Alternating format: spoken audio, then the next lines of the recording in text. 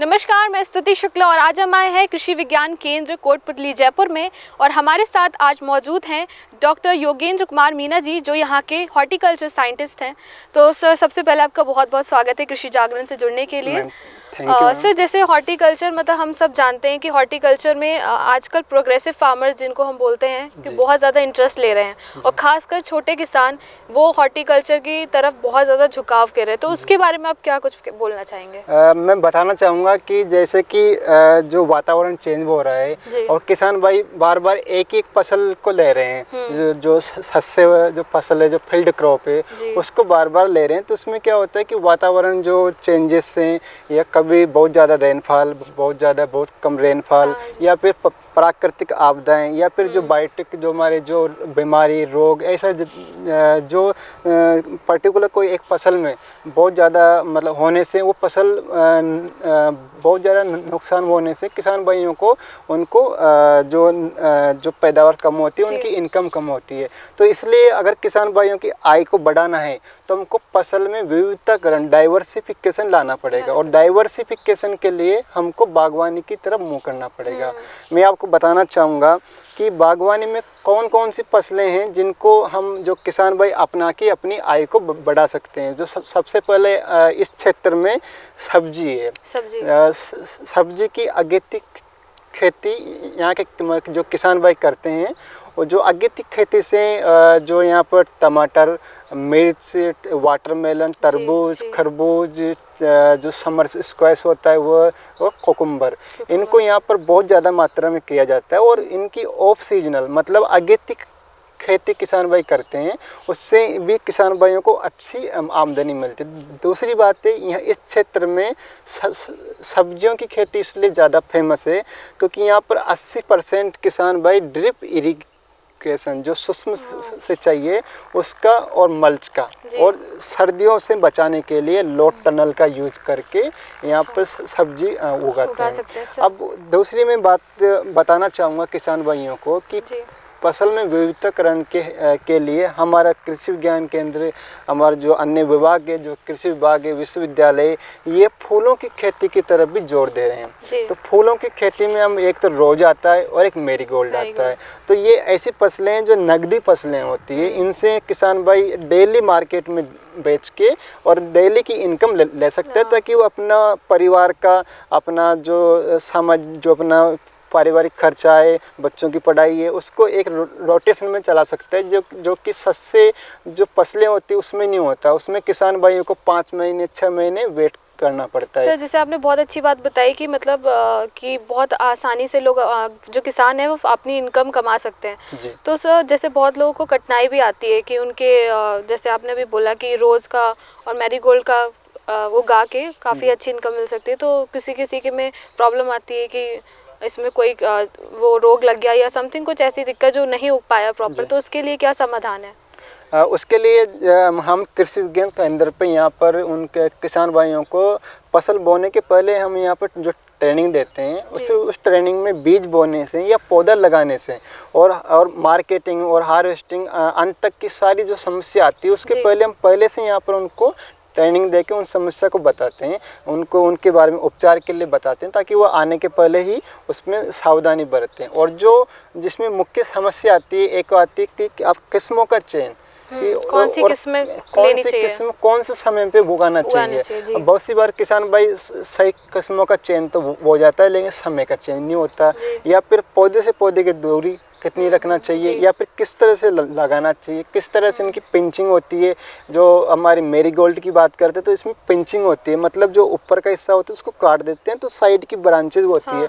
तो इस तरह की बहुत सारी जो तकनीकी जो इसमें वो होती है, उनको हम किसान भाइयों को मतलब जो ट्रेनिंग के माध्यम से बताते हैं। और इसमें जो बीमारियों की बात करते हैं, जो बहुत सारे यहाँ पर बहुत सारे किसान भाइयों को जो मुख्य समस्या आती है वो दीमक की आती है। तो हम दीमक के लिए भी और जो जड़ गलन के लिए बहुत सी बार ज़्यादा मात्रा में इरिगेशन करने से भी या मॉइस्चर में बार बार इरिगेशन करने में, क्योंकि यहाँ पर जो किसान भाई हैं वो फव्वारे से पानी पिलाते हैं, तो वो सोचते हैं कि ऊपर सूख गया तो फिर फव्वारा चला देते हैं, बार बार चलाते हैं। तो इस तरह से जो जड़ गलन की समस्या आती है तो उसके लिए किसान भाइयों को सलाह दिया जाता है कि मॉइस्चर, अगर आपके नमी कितनी है, नमी के अनुसार आप उसमें इरिगेशन दें।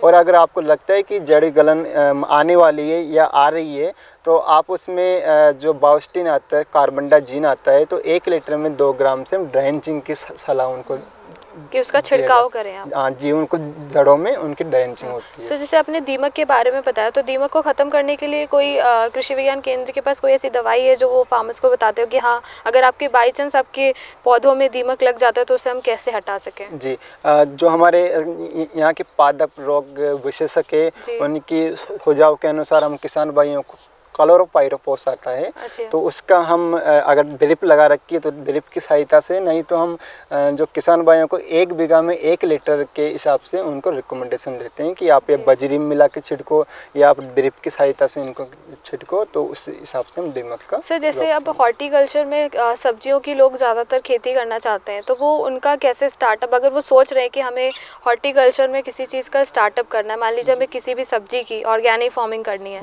तो वो किस तरीके से स्टार्ट करें? सबसे पहले वो अगर करें तो किस चीज़ की खेती करें कि उनको काफ़ी से ज़्यादा मुनाफा होता है? अगर आप सब्जियों के किसान भाई सब्जी की खेती की तरफ आना चाहते हैं तो सबसे पहली बात है मिट्टी की जांच। मिट्टी की जांच से क्या होगा, 2 या 3 फायदे होते हैं। पहला तो ये है कि आपके मिट्टी में कितने पोषक तत्व है और उस पोषक तत्वों के अनुसार आपको सब्जियों में आवश्यकता अनुसार पोषक तत्व देने पड़ेंगे।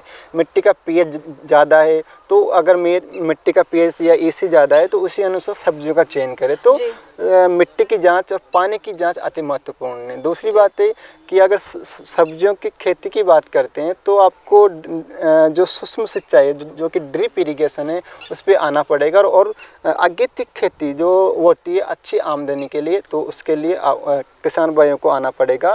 और उसमें मिर्च, टमाटर और तरबूज, खरबूज और एक लौकी, ये यहाँ की मुख्य फसलें हैं जो यहाँ आसानी से उगती है और किसान भाई बहुत अच्छी आमदनी प्राप्त करते हैं। और सर बागवानी में किस चीज़ का, रोज़ और मैरीगोल्ड का जैसे आपने बताया? जी, बागवानी की हम बात करते हैं तो फलों की खेती में यहाँ पर जो किसान भाइयों को जो हम सलाह दी जाती है कि आप जो नींबू की खेती है ना, लेसुआ की, अगर आपके जो किसान भाई के पास पानी की मात्रा ज़्यादा नहीं है, क्योंकि इस क्षेत्र में पानी का जो वाटर लेवल है वो बहुत डाउन हो रहा है, और उसी हिसाब से किसान भाइयों को उन फसलों की, उन फलों की सलाह दी जाती है जिनको पानी की कम मात्रा हो। जैसे हम पपीता के लिए अगर किसान भाइयों को जल्दी आमदनी चाहिए, अच्छी आमदनी चाहिए, तो पपीता की खेती को भी हम जो प्रमोट कर रहे हैं। जैसे यहाँ पे जयपुर में है, तो जयपुर में आपने बहुत से किसान देखे होंगे, तो वो किस तरह पे उनका बागवानी में किस तरफ झुकाव ज़्यादा है, वो कौन सी खेती ज़्यादातर कर रहे हैं और कौन सी खेती की ट्रेनिंग लेते हैं आके आपसे? जी, जयपुर जिले की हम बात करते हैं तो सबसे ज़्यादा जो रुझान होता है वो सब्जियों की अगेतिक